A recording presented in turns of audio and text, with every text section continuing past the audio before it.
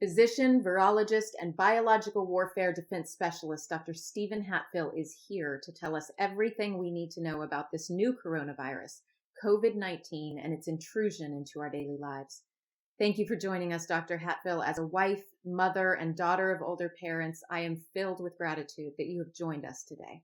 My privilege. Thank you. Can you clarify for us what the contagious period is on coronavirus, on this new disease that the world has never seen before? It's variable depending on the individual that's been infected.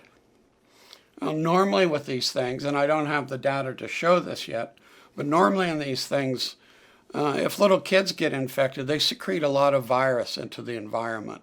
Now, we don't know with the coronavirus yet if this is the case. But for an adult, you're infectious, we believe, at least 24 hours before you have any symptoms. So you've gone to work, you're secreting live virus into the environment around you. You go home, you're not feeling all that jolly, maybe a headache, maybe a slight sore throat. You may even get up and go into work the next day, and then you really start feeling lousy. In some people, they've been infectious throughout that prodromal period, and they were probably infected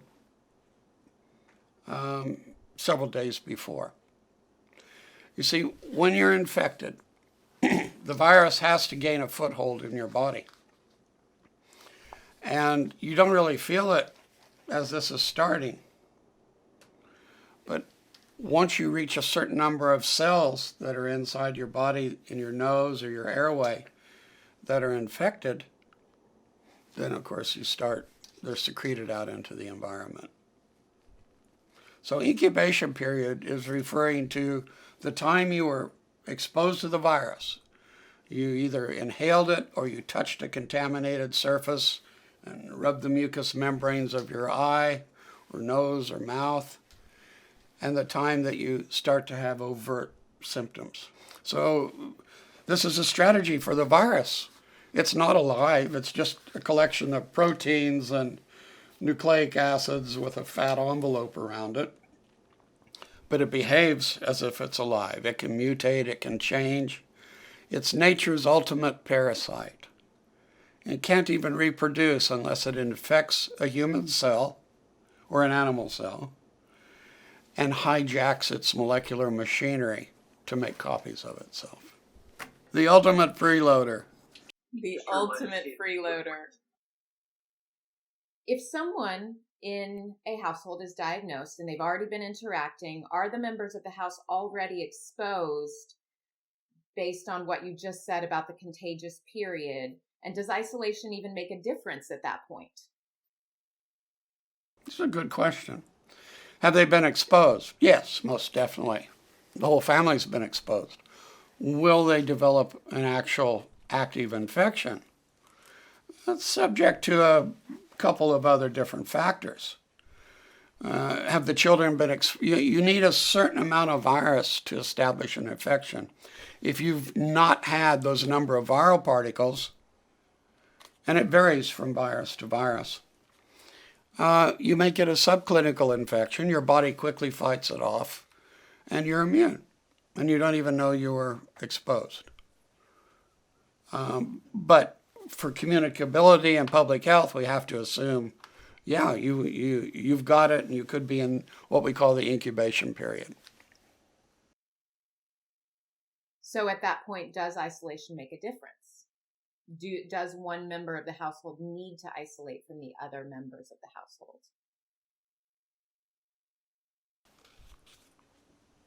Person-to-person contact and the way this virus works when it's secreted into the environment.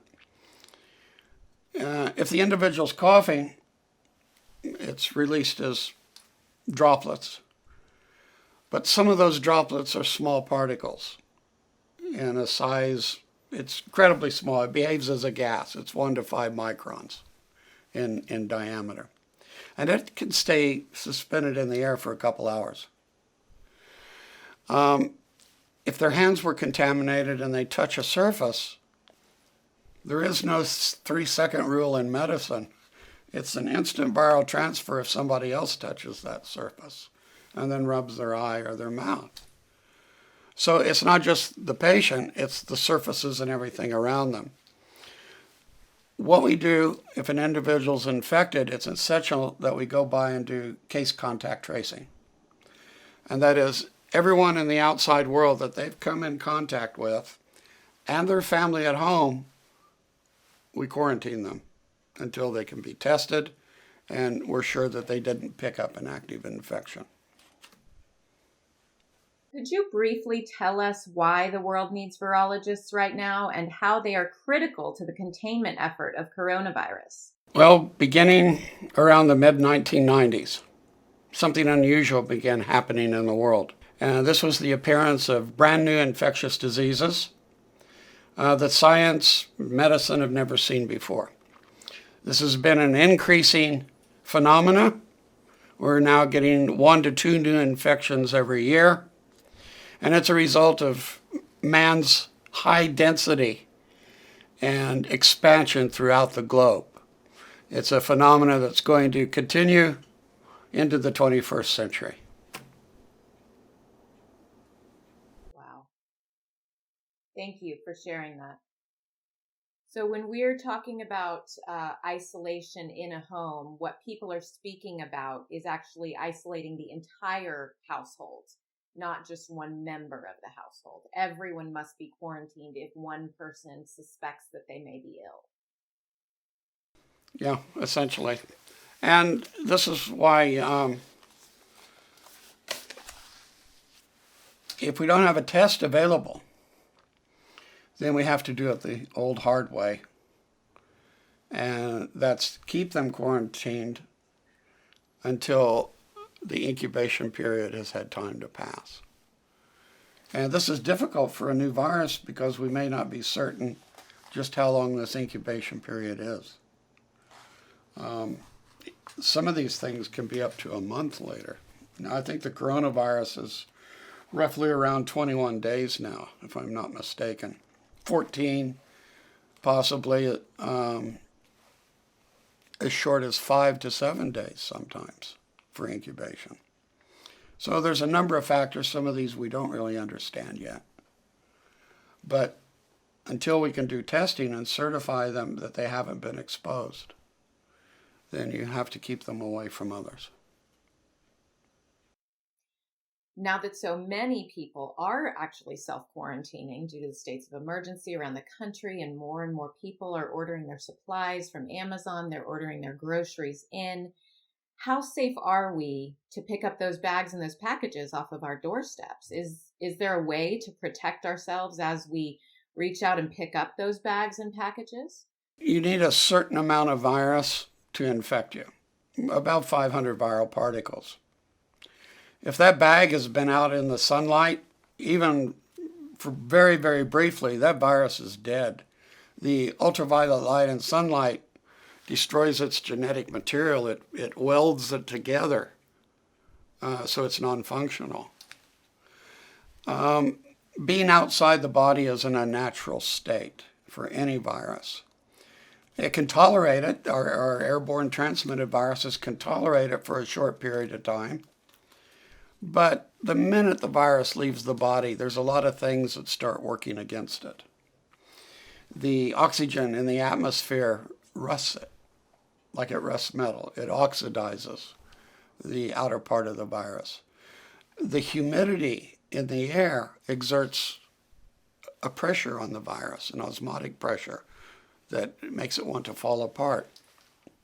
So that said, some viruses are pretty good at staying alive. This coronavirus on a non-porous surface can stay viable for up to 9 days. Now, that's not the ideal way of transmission. The ideal way for a virus is to inhale it, because you're in a safe home right away. But this has to be kept in mind when we're nursing a patient at home. You have to take barrier precautions and steps to ensure that the rest of the family doesn't become infected. Would bags and packages be considered non-porous surfaces? Well, the paper's porous. All papers are porous. Marble, tabletop, that's non-porous. Stainless steel, plastic cutting board, these things are considered non-porous. And simple disinfection destroys that. It doesn't have to be fancy. Soap and water will destroy the virus. So these cleaning precautions that people are taking in their homes actually do make a difference. Yes, ma'am. Absolutely.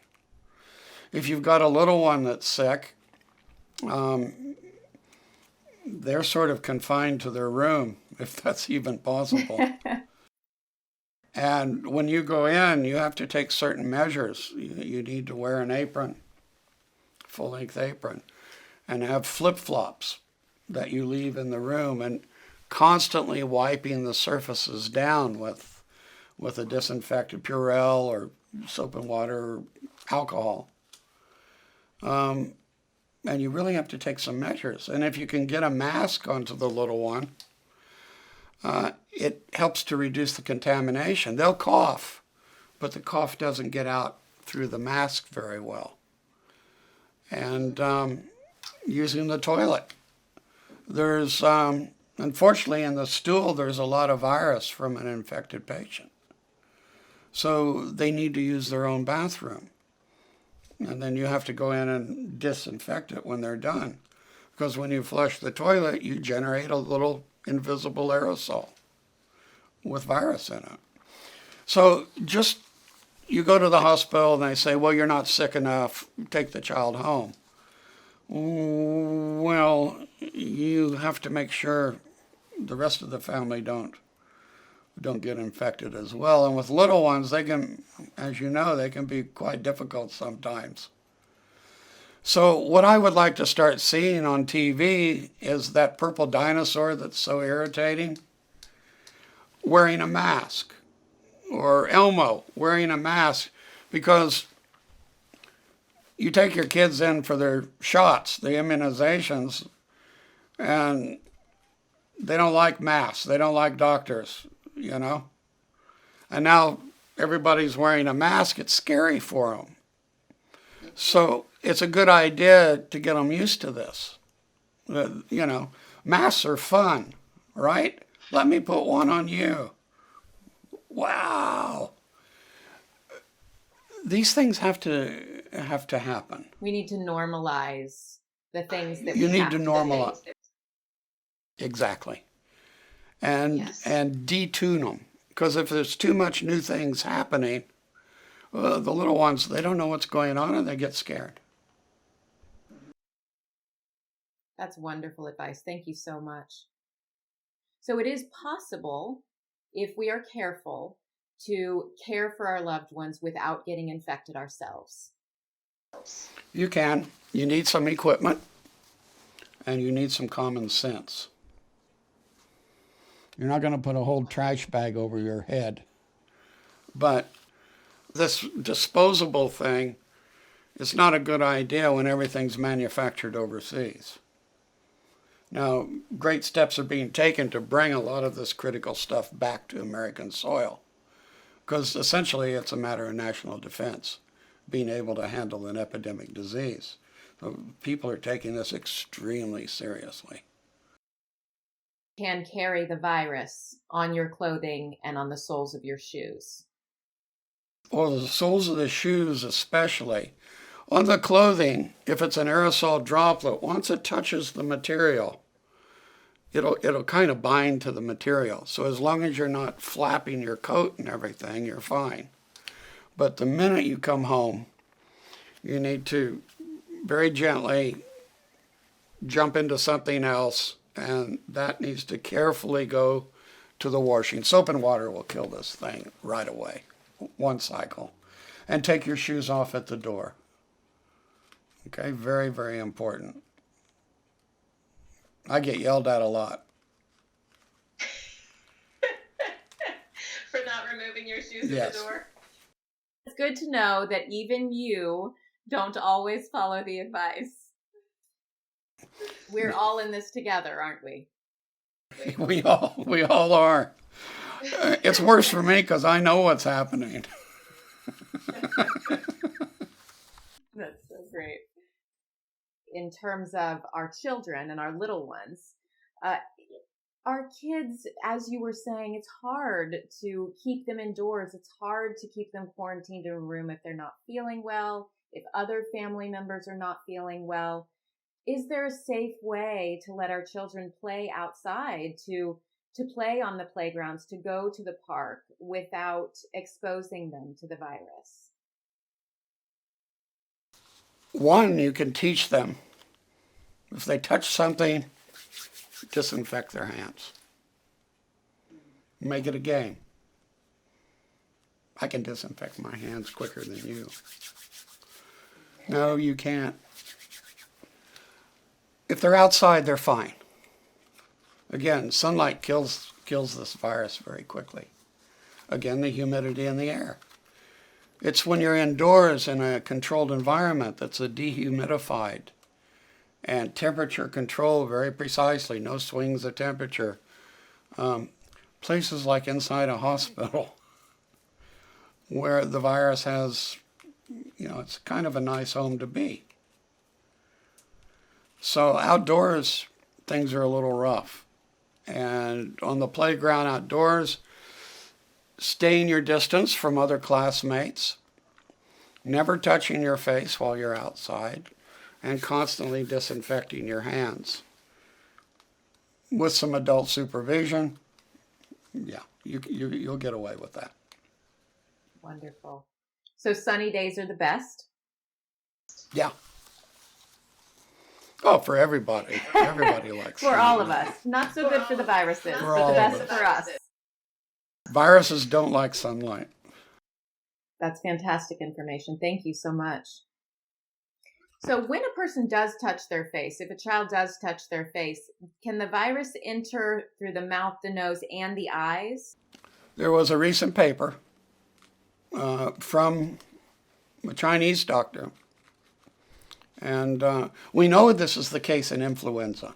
Now, it's a different virus, but the eye is actually a major target for entry into the body. And there's some evidence now indicating that COVID-19 virus, that if it's on your hands, and it's been a reasonable short time frame since it was released from someone, and you rub your eye, and if there's enough virus, if it's heavily enough contaminated, your hands, well, you just rubbed your eye. Your eye is constantly making tears. You don't know it, but you're constantly making tears. And it drains through this little duct called the nasolacrimal duct straight into your noggin there. So within about 30 minutes from touching your eye, you have live virus inside your nose. And from there, it gets into the back of the throat. And from there, it gets into your lungs. Now, you have to have a certain amount of virus. Okay? Touching a heavily contaminated surface, there's enough viral particles to do this. We think about 500, 600 viral particles are the minimum amount that it needs to cause a human infection. Which is good for us because some viruses like Ebola, it's only 1 to 7 viral particles can cause an infection. Influenza, it takes about 1,000 viral particles to cause infection. So that would be a heavily contaminated surface or being coughed or sneezed on by another person. Yes, ma'am. Yeah, absolutely. So coughing etiquette in public is very important, and people don't do it. When you cough, you need to cough into the crook of your arm, like that, to try to minimize any large droplet transmission. You won't stop the small particles, but you'll stop the large particles. Staying within preferably 6 feet if somebody's coughing, but definitely no closer to than 3 feet. Right now I'm talking, and you're talking, and around us is this small invisible cloud of small particles. And if I was infected, I would be infectious to somebody if they got into that distance. Once it diffuses out through the atmosphere and this type of thing, of course, infectivity goes down, and the longer they're in the air, the more of the virus is killed. This can probably hang around in a dehumidified indoor atmosphere for a couple hours. A lot of these viruses can. The flu virus, the cold virus, because this is how they transmit in nature. Outdoors with wind and sunlight and this type of thing, it's mainly contamination then through your hands and touching portals of entry into your body. So, you've mentioned that the virus doesn't like humidity, and a dehumidified indoor environment is good for a virus. So would it be safe to say, based on that it would be a good thing for people to get humidifiers to re-humidify their in-home environment? Well, then you get mold. So you keep the windows open if you can, and let air freely circulate. Or you can get special HEPA filters, high efficiency particulate air, and you can install these in your air conditioning system. Or they make room units that will constantly recirculate the air in a room, and they're a little expensive. They're like $300 or so, but it will pass the air through ultraviolet lights and essentially sterilize it before it's released back. So if you can manage to scrape enough together to buy one of these things, that goes in the little kid's room. So while they're sleeping, that air is constantly being recirculated and disinfected. Dr. Hatfill, based on your experience as a biological defense specialist, what is your expert opinion on how this virus started, and why do you believe that? Okay, well, we've been waiting for something like this to happen since 2003. There was a previous outbreak of a coronavirus called SARS, severe acute respiratory syndrome. And this was the product of viruses trafficking between wild animals and gaining the ability to jump into the human race. SARS came from a horseshoe bat, a Chinese horseshoe bat, and it hadn't fully adapted to man. It got into a cute little animal called a civet cat. They're actually a mongoose-like thing, but they're considered a delicacy over there. In Asia, they're illegal, but they still have these wet markets with all these exotic animals you can take home to eat.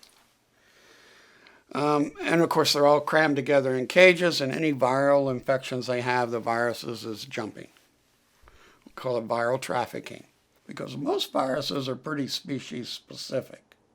If you see a virus in 2 different types of mammal, this could have the capability to jump into humans. And this is what you're forcing. Very unnatural. Civet cats and bats don't live together. Okay? They're not BFFs. Best friends forever. Okay? So this confined space, viral trafficking indoors, the virus gained the ability, a large amount of it jumped into humans, and then it further adapted to be transmissible easy from human to human. And this is this whole concept of emerging infectious disease. Right after the SARS episode, a bat was found which was different. It was still a coronavirus. It was related to SARS, but it had some unusual properties in tissue culture. And then it was realized there's probably hundreds of these different coronaviruses out there in nature. And then it's just a question of time before we have another outbreak. So we'd been waiting for that. Secondly, I assume you're asking, is it a bioweapon? No. No. The virus has been sequenced. The basic skeleton of the virus can be traced back. And mutations happen at a given rate in a virus. And it's a molecular clock. You can actually estimate and see, okay, it started out here, and it was an area sort of around Hong Kong, I believe. And then it appeared at the wet market. So common sense is that one of the people selling this thing took it into the wet market, got a load of virus himself. There was a genetic alteration when it was in the wet market. And I think it learned to become more transmissible to man then. So you have the case here. Now he's carrying the original one. And then the cases from the wet market where the virus had mutated and it's, okay. They said, well, this guy, the hotel was a couple blocks away. Well, the virus it could go on the money. We talked about surface contamination. These viruses can live on paper or polymer notes for quite a while. And if they're in your pocket, they're not exposed to UV light. Make sense? So that's my explanation for this. When you look at the genetic structure and the sequence of this virus, it is unusual. It's got a couple unusual things. It's got a really long spike protein, longer than any of the other coronavirus strains that have been sequenced. But there's nothing to show that it had been manipulated. And we can trace the lineage right back to the early cases that were not in Wuhan. Plus, there's a P4 laboratory, BSL-4 laboratory there. The French put it in. And there's researchers in and out of that place. Nothing gets out of these facilities. Let me tell you, nothing. And that facility was like 10 or 15 kilometers away from it wasn't next door to the fish market. It was clear across town. So there's no indications that this was a bioweapon.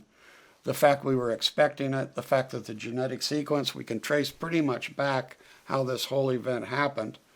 And if you go back into this area where the first case was from, they found about 400 more coronaviruses down there, different. So this is Mother Nature. I don't think she's very happy with us. It doesn't appear to be so. No. Thank you for that. You were also mentioning, I believe, that this kind of illness, this coronavirus, is not as powerful as a biological viral weapon would be. Well, there's incapacitating biological agents that kill 1 to 3%. These are for use on the battlefield, and they're designed to slow down enemy troops. But nobody makes the United States quit in 1969. The other countries were all supposed to have quit. There's a few that haven't. But no one's going to waste time and effort on an incapacitating agent. Foreign powers that have BW programs more than likely are going to work on lethal agents that will overthrow an infrastructure. So the cause, the ability to trace it back to the very first cases, the ability, it looks like this thing, a bat and a pangolin must have gone out on a date or something. Do you know what a pangolin is? Yes, I do. Really they're creepy looking. It's a mammal, but it has scales on the outside. And I want to get one as my comfort animal when I fly on an airplane. Like, I've actually studied them with my kids. They're a little bit, if I remember correctly, like armadillos and anteaters put together. Yeah, but they've got these really scaly looking things. And there's a picture on the internet of one sitting there like waving. They're protected, they're endangered. It's against the law to have them. But they're considered a delicacy in some parts of the world. So people are eating them, and that is the suspected reason why and how this. It's not the eating them. These viruses are quickly destroyed by heat. But keeping them together in cages because they're sold live, or their heads are lopped off just before they give it to the customer. The virus was not ingested by a human through eating. It was through touching, and then the person putting their hands on their face. Most probably. Or these animals cough and sneeze too. Or so chopping their heads off creates an aerosol. And you're indoors. There's no ultraviolet light. You're not out in a field. So this is all. Common things occur commonly. We've already had examples of these live markets putting out new hybrid pathogens through viral mixing. And there's evidence that this had passed through a couple different animal species before. You won't see that in a biological weapon.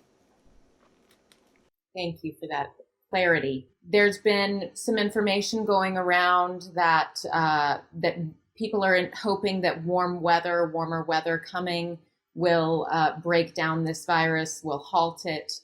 There's been some information going around that if people get in a hot sauna, that's the best place to go because it could kill the virus if you happen to have the virus or be contaminated with it.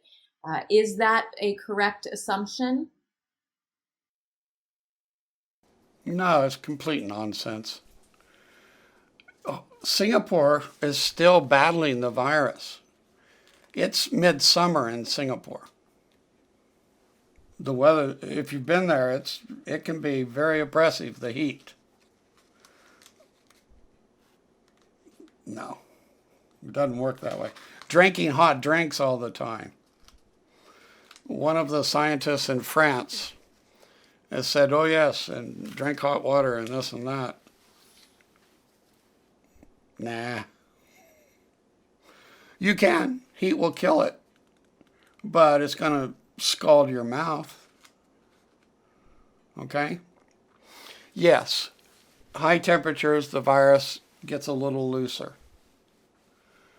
But remember, these things are designed.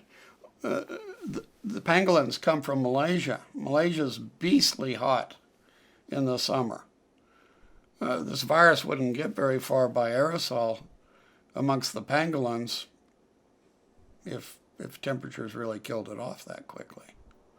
So it's a little bit different than taking your mask off and throwing it in a hot dryer for 3 minutes, okay? Or ironing it with a steam iron. This isn't autoclaving.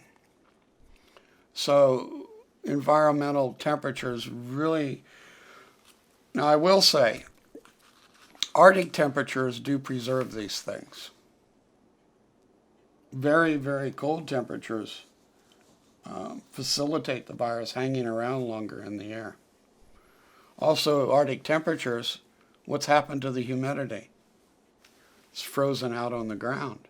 It's snow. So it's drier. Yeah, so with respect to environmental, very cold weather is ideal for viruses. Very hot weather, they can withstand it a bit, up to a point. It's not the best for them, but they can withstand it for a while. Sunlight, that's the most effective at destroying these things. So stay outdoors in the sun and away from people. What you're saying is heat doesn't kill this virus. Humidity, UV rays, the oxygen. These are the primary. Heat will kill it. You're going to be real careful here. Heat will kill it. But is it going to have any effect person-to-person transmission? Well, no, because you can be in the heat, but you're going to go indoors. If it's hot out, where are you going to be? You're going to be in an air-conditioned, dehumidified atmosphere. Okay, so no, it's not. Hot weather is not going to slow it down. Now, cold weather can increase it because the virus will hang around longer, but hot weather isn't going to stop it. Is that clear? It is. Thank you. Okay. Being in the sun, would it help a patient to recover more quickly being in that environment? Or is it too late at that point? The virus has already set up shop in their body. Well, the virus has set up shop in the body, but if you had them outdoors, it would reduce environmental contamination. Look at the Ebola hospitals in West Africa. Look how they were constructed. Air was free to circulate. They were tents, essentially.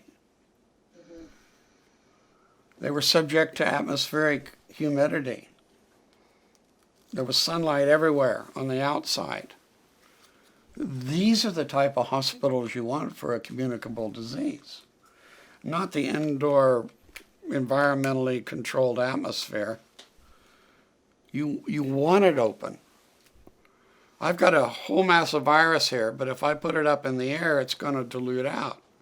It's going to get more and more dilute, which means the amount of virus for each area of breath that I take in has been decreased. It's diffusing out below my minimal infectious dose. Inside, it's just recirculating around, unless your air conditioning system has these special filters on it. And they're very expensive, and hospitals do not routinely filter the HEPA air that goes in and out, because these filters have to be replaced every few months. Sounds like we have a lot to learn in building our hospitals for our communicable diseases. Well, we know how to do it. It's just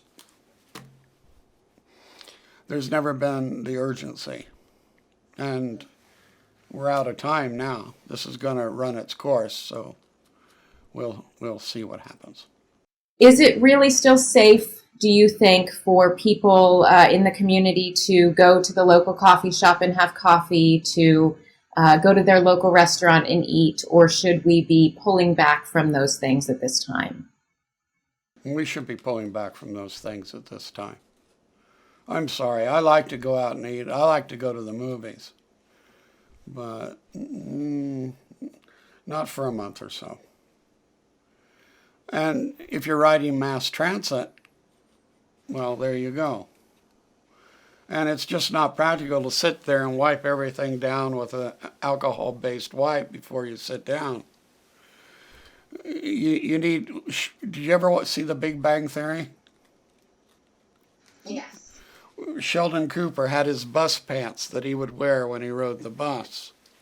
That's not a bad idea this time around.